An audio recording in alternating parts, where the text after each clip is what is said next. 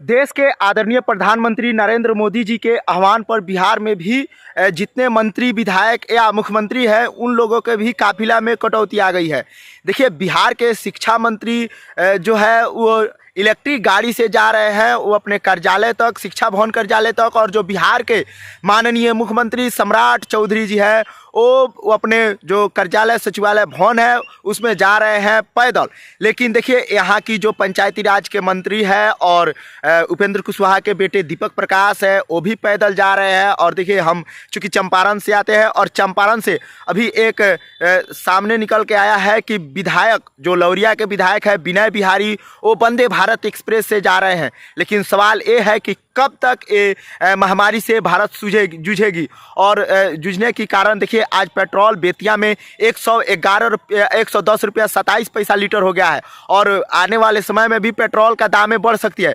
लेकिन प्रधानमंत्री नरेंद्र मोदी ने ये आह्वान किया कि जितने भी मंत्री विधायक सांसद और अधिकारी हैं उनके काफिला में कटौती होगी और वो काफिला में नहीं जाएंगे, उनके इलेक्ट्रिक गाड़ी से जाएंगे या पैदल जाएंगे। और प्रधानमंत्री का काफिला भी जिसमें 50, 100, 200 गाड़ियाँ चलती थी वह आज 2 गाड़ियों से चल रहे हैं। प्रधानमंत्री जी अपने काफिला के साथ 2 गाड़ी लेकर के चल रहे हैं। देखिए, बिहार सहित विभिन्न राज्यों के मंत्री हो या विधायक हो या अधिकारी हो, सब किसी के काफिले में कटौती हो गई है।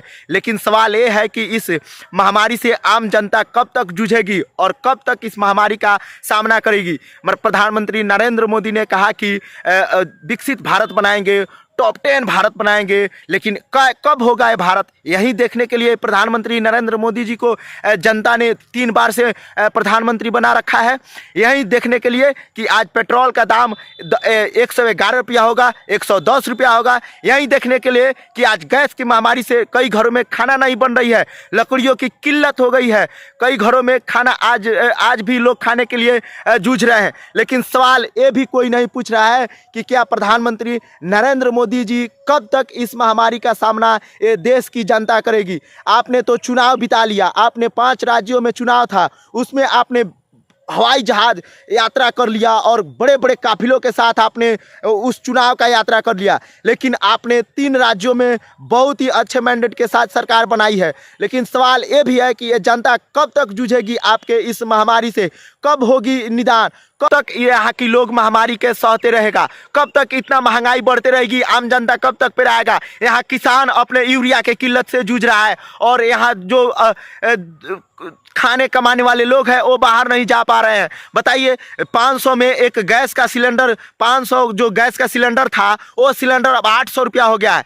कब तक आखिर महामारी का सामना करता रहेगा यहाँ की इस भारत देश का, इस बिहार का लोग, कब तक किसान जूझ रहे होंगे अपने यूरिया के लिए, डाई के लिए, अपने कृषि यंत्र के लिए। बताइए, जो खेत का जोती हो रहा था वो 150 रुपया अब हो रहा है 250 रुपया। कैसे लोग अपने जीविकोपार्जन करेगा। क्या यही देखने के लिए प्रधानमंत्री नरेंद्र मोदी जी आपको 3 बार के से प्रधानमंत्री बना करके रखा है? एक बार तो आपने कहा कि 15 लाख रुपया आएगा, या आएगा वहाँ आएगा, लेकिन कुछ भी नहीं हुआ। चलिए, वहाँ तक तो जनता ने आपको बर्दाश्त कर लिया। दूसरी बार आपको प्रधानमंत्री बनाया, तीसरी बार आपको प्रधानमंत्री बनाया, यही देखने के लिए कि डीजल आज 100 का पार हो जाएगा, आज पेट्रोल 111 हो जाएगा। आज ये सोने की आप बात कर रहे हैं कि लोग सोने चांदी नहीं खरीदे। सोने चांदी नहीं खरीदेगा तो लोगों की शादियाँ विवाह, औरतों का ज्वेलरी, औरतों का जो श्रृंगार होगा वो कैसे होगा। सवाल ये भी है कि आपने केवल लोगों की परेशान करने के लिए जो नियम बना रखी है, आपने क्यों नहीं जो यहाँ का मंत्री है, विधायक है, जो सांसद है, जो आपके जो कैबिनेट के मंत्री है, जो आपका सैलरी है उसको काट करके आप नहीं सैलरी लेते।